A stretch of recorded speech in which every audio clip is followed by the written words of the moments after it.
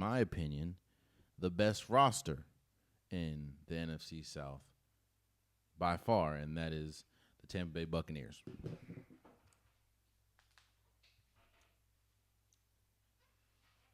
There's a lot of things that this Buccaneers team has the best of in the NFC South. I think by far they have the best quarterback in Baker Mayfield. Um, excuse me. I think by far they have the best defense in this division. I mean, you have Jamel Dean, you have Levante David, Antonio Winfield. Then, like, I don't think they have the best offense. If we just talk about roster for roster offense wise, I think the Falcons probably has the best offense. But again, Baker Mayfield is the best quarterback in the division.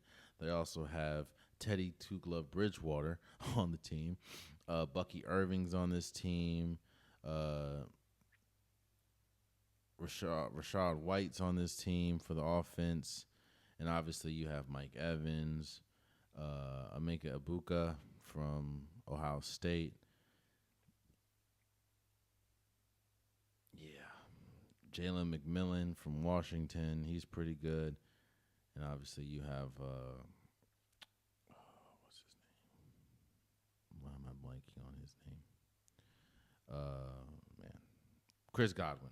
And he should be coming back hopefully by the end of the year. So, and I forgot about Tristan Whiffs. Yeah, I kind of feel this again. The reason why I brought in the AFC South is because I kind of feel the same way about the Texans than I do about the Buccaneers. When I did the AFC South breakdown, I said that to me, while it's a bunch of question marks, the best team in the AFC South is the Texans. And there would be major changes or something major has happened if the Texans do not win the division. When you look at their roster, when you look at C.J. Stroud, it's just tough not to see the Falcon or the Texans not winning the AFC South. It's kind of the same way for the Tampa Bay Buccaneers. Now, I know I just said that when you talk about the Falcons, their ceiling is winning the NFC South. I still think when you look roster for roster, the Bucs have the best roster in the division. And they also have the best quarterback in the division. And you can argue that they have the best coach in the division in Todd Bowles. And Todd Bowles has always been a defensive guy, and there's no surprise that the Bucs are one of the best defenses, or especially last year, were one of the best defensive last year. So, it's. I mean, when you got Via Vey, it's Chris Boswell. Oh, I forgot about him. Hassan Reddick is on this team. Damn, the decision that's never mind. Yeah, I it'd be tough for me to see this team not win the division.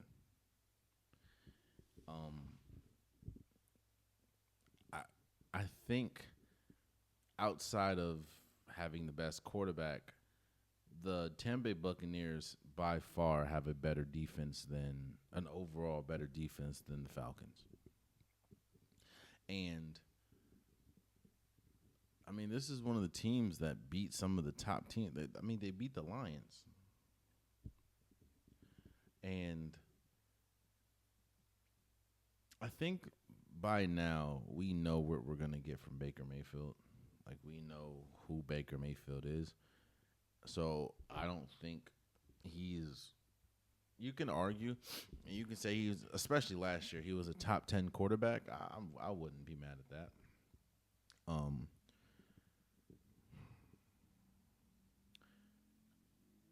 I just question if his ceiling, because he's still one of those players that can have an incredible game, but he he's like he's like a better version of Jimmy Garoppolo in a sense of Baker Mayfield is incredible, and Baker Mayfield can have those games where he is the best quarterback on the field. He also will give you one or two plays where it's like he's gonna give the he's gonna give the defense an opportunity. And if you take that opportunity, which we saw a couple times last year, a lot of times last year, then it's So again, and I know it doesn't sound like it, but it doesn't sound like it, but I'm actually heaping praise on the Bucs. This team is the best team by far in the division. And if they don't win the division, if they don't win the division, a couple of things have happened. The Falcons have just ascended to heights that they can reach. It's just you may they especially offensively, the Falcons are just on another level. There was either a key injury or Baker Mayfield slipped back into that more times than not. Last year, the thing that helped Baker Mayfield is a lot of the reckless plays that he's used to, he dialed back. And I think it's no coincidence that once he dialed back, he saw one of the best seasons he's had as a NFL quarterback. There's a lot of people that were putting in, including myself. I'm not. I think Baker Mayfield was a top 10 quarterback last year, and I think that you can put him in your top 10 quarterback rankings now. Once he kind of allowed the game to slow down for him, didn't rush things, didn't force things, that's when you saw the best Baker Mayfield. Well, if he slips back into that, that can derail this entire team. And we've seen it with Baker Mayfield, whether he was in Cleveland, whether he was in L.A., whether he was in Carolina. All maybe not great situations, but we did see Baker Mayfield try to do too much, which was also an issue. If Baker Mayfield slips back into that mindset, if injuries happen and the Falcons just take off offensively, that's the only way I can see the Buccaneers not winning this division. And honestly, I will go as far as to say I don't think this team is a Super Bowl caliber team, but it is a deep playoff team. That's how good I think this roster is. That's how good I think Baker Mayfield can be. And that's how confident I am that, the Buccaneers are a legit team. So you're probably asking yourself, Jay, you said that the NFC North is by far the worst division in football. Yet in the same breath, I said that the Buccaneers can be